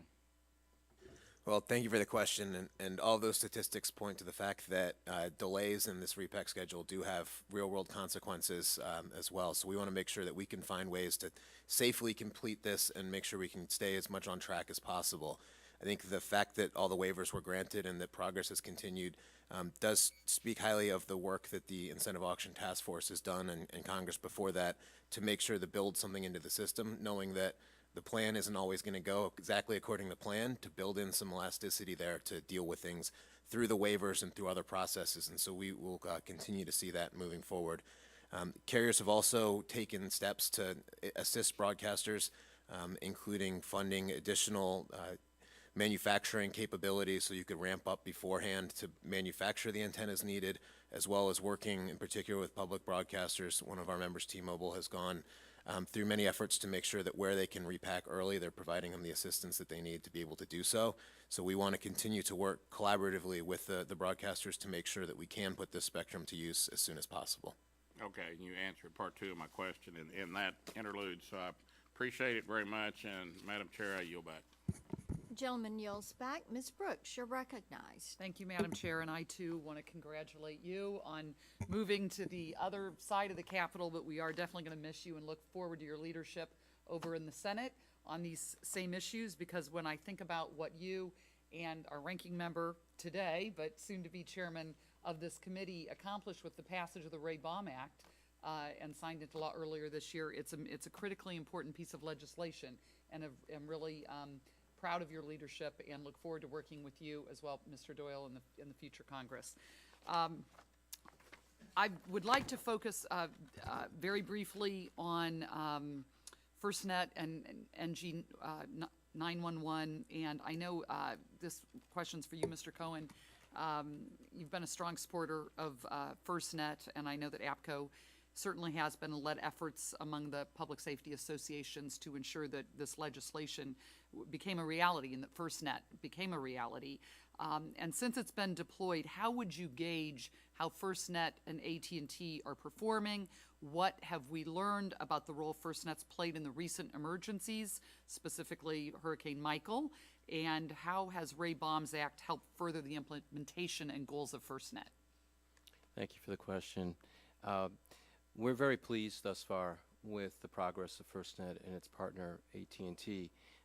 Congress recognized the need to solve an interoperability problem and the need to bring first responder communications into the 21st century. And FirstNet is delivering on the promise of the legislation that created it and everything that Public Safety United had asked for. The other impact we're seeing, like with the disasters, is that there is a new focus on public safety communications by a new service provider, that being FirstNet, built by AT&T. So you're seeing more attention and focus on prioritization of restoration of service, on deployables being dedicated solely to solve public safety problems, devices, et cetera. We had a couple of examples I'm aware of from Hurricane Michael, where FirstNet aided a public safety agency to restore communications from its local emergency operations center to the state EOC. That's clearly very helpful. It helped to restore wireless service in the area, and it also helped restore a piece of 911 that had failed, a connectivity piece, such that consumers who couldn't actually call 911 because the 911 facility was down could call a 10-digit number that the 911 center was able to broadcast out to the members. Okay. That wireless number was supplied by FirstNet. So we're seeing the benefits of it as evidence out of emergencies as well. And is there anything in the BAUM'S Act that will help us advance the Ng911 efforts? Well, I'd say there are two things. One, the Stafford Act amendments is what I call the small but mighty provision. That was really an important change. And the fact that it enables now a range of service providers to enter disaster areas and restore service benefits FirstNet, it benefits all public safety agencies, it benefits the public. The other part that I would highlight is the part on dispatchable location. The fact that the FCC has been asked to start a proceeding. Dispatchable location is the door to kick down. It's the gold standard for 911 location. And that will help not only in today's 911 environment, but certainly will dovetail well in a full next-gen environment. Okay. Thank you. I have no further questions. I want to thank Madam Chairwoman for putting a focus on public safety communications as you have during this year. With that, I yield back. Gentlelady yields back, and that concludes our questions. There are no further members to ask questions, so we thank you all for being here with us. Before we conclude, we do have our unanimous consent documents. T-Mobile's 600 megahertz deployment in Oregon from Chairman Walden. T-Mobile's coverage enhancement plan for Oregon from Chairman Walden. A list of cities and towns where T-Mobile has deployed 600 megahertz from the chairman, and the FCC's draft communications marketplace report from Mr. Doyle. All submitted without objection, so ordered. And pursuant to committee rules, I remind all committee members that they have 10 days in which to submit their questions, and you all have 10 days in which to respond to those questions. There being no further business, the subcommittee is adjourned.